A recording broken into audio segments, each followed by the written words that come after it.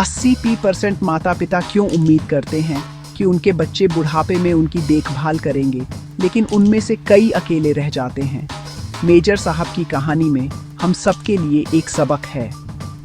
Major साहब ने अपने तीनों बेटों को सब कुछ दिया, शिक्षा, आराम और पैसा। उन्होंने अपनी पत्नी को खो दिया, बूढ़े हो गए और बिस्तर पर पड़ गए। लेकिन उनके बेटे, जो अब अपनी जिंदगी और परिवारों में बिजी थे, सक्सेस के प्राउड होकर फॉरेन कंट्रीज में चले गए, अपने पिता को एक लॉयल नौकर की देखभाल में छोड़ गए। एक दिन किस्मत का खेल, नौकर गुजर गया। मेजर साहब अकेले और हेल्पलेस एक बंद कमरे में भुला दिए गए। महीनों बाद उनके बेटे लौटे तो उन्हें सिर्फ उनके अवशेष मिले। क्या ये प्रोग्रेस है?